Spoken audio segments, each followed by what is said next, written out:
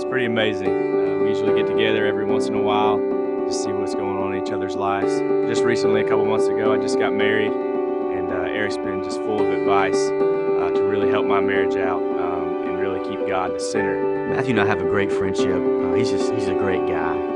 We get together and get to talk about what God's doing in our lives, what's going on at work, what's going on at home, just everything about life we share together. There's a bond, there's a camaraderie that's there that's, I think, just unique. The memories that we have, the things that we've shared have just been amazing. To be honest, I wish that our friendship would have started under different circumstances. I work as a firefighter EMT. I was just finished getting off a 24-hour shift. We had an extremely busy shift. I really only got about 30 minutes of sleep. I drove home, and I didn't really feel the need that I needed to pull over. So about 2 miles from my house, I ended up falling asleep at the wheel and crossing the center line and hitting an oncoming car head on. I had just woken up that morning and I heard a pounding on the front door. And so I went to see what was going on, and the senior pastor from my church where I serve, Jeff, was there. He had told me that my wife and my daughter had been in a car accident, that I need to get my keys, get my cell phone, get my wallet, and let's go. So I grabbed my stuff, we jumped in the truck, we went to the hospital. When we got to the hospital, the chaplain met us at the emergency room and kind of walked us to the counseling room. The doctor began to share kind of what had happened, that June had sustained severe head trauma and some broken bones, and the steering column had actually been crushed in towards her abdominal area. And due to the injuries that she sustained, that she had gone into cardiac arrest almost immediately. The EMTs did everything that they could on the way to the hospital to try to do aggressive CPR and keep her going. But when they got to the hospital, they pronounced her dead. My wife was also pregnant, almost 7 months pregnant with our son, and we lost him as well.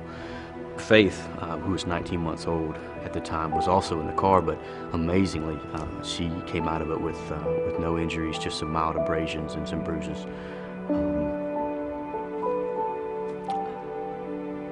Hearing the news, just trying to process it.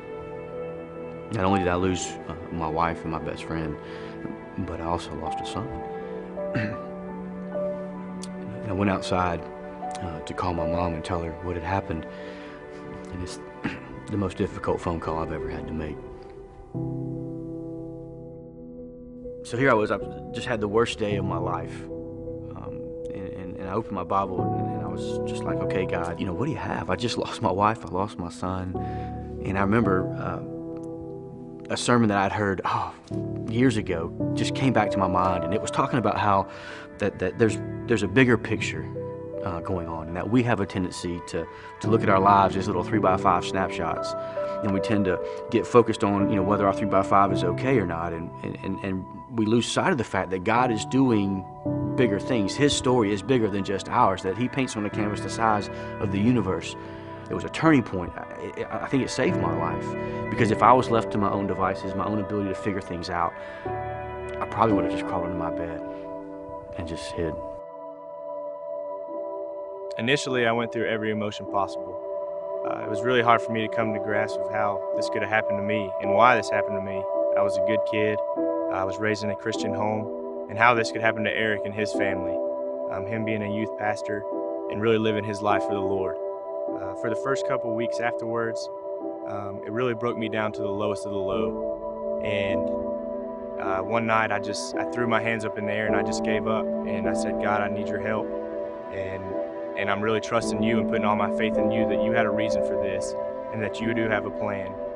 And it was that moment when it was like He placed His hand on my shoulder and wrapped me in a blanket of comfort.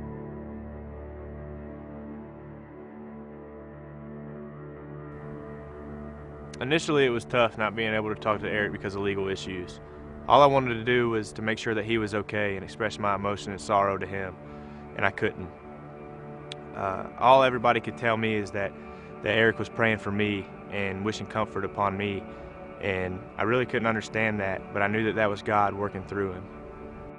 So I got a call from the Solicitor General, and she was wanting to know how I wanted to pursue the case against Matthew. I could push for the maximum penalty, which possibly would have meant jail time, but would have definitely eliminated any hope of him being a firefighter in the future, or I could opt for a lesser charge. And I remember thinking that this would be a wonderful opportunity for God to get glory and for Christ to be lifted up. It's not going to bring June back, and I'm certain he struggles every day, just having to think through what happened. So I just decided to opt for the lesser charge as an opportunity again to demonstrate God's forgiveness and God's love. The day before the 2-year anniversary of the accident, I still had not spoken to Eric. I stopped at Publix to get him a card to just let him know that I was thinking about him and praying for him and his family. As I got out of my truck to walk into the store, I saw Eric walking towards me. There were just tears streaming down his face. I just walked up to him and I gave him a hug, and we embraced for a short time. And then I began to share with him kind of what God had taught me these past 2 years, and about the big perspective that that God had given me. He began to share what was on his heart, and it was just, there was a connection.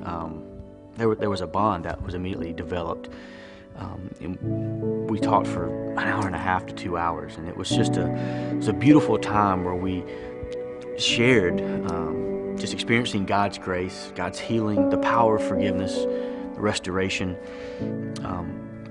I communicated to him a desire that I had to stay involved in his life, to invest in a relationship with him from this point forward, and he immediately echoed the same sentiment to me, that was something that he had desired as well. And we wanted to just stay in touch and continue to grow in our relationship with each other as we continue to grow with God. And it was just, to me, amazing how God orchestrated all of this together. I mean, we happened to be at the same place on the same day to talk for the first time.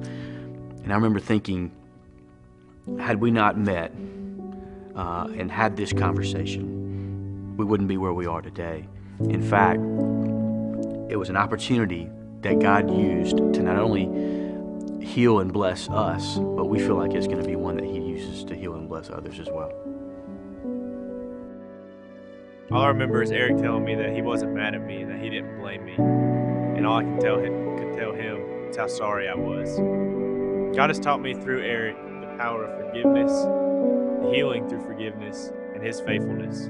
Me and Eric now share a bond that is unbreakable. And through Eric's friendship, my life has forever changed. Now, don't think this is a rainbows and butterflies kind of story. It's been a rough road. It's been a lot of lonely nights, tremendous pain, thoughts of uncertainty and frustration. There's not a day that goes by that I don't wish June was still here. But through it all, God has been with me. I never would have wanted to endure what I went through, and I never want to feel that way again. But I am who I am today because of what God has done in me through these circumstances. And for that, I'm thankful. One thing I've learned from this whole experience is that God is faithful. And that when our little bit of faith would intersect with his faithfulness, God shows up big and does some amazing things in us and through us.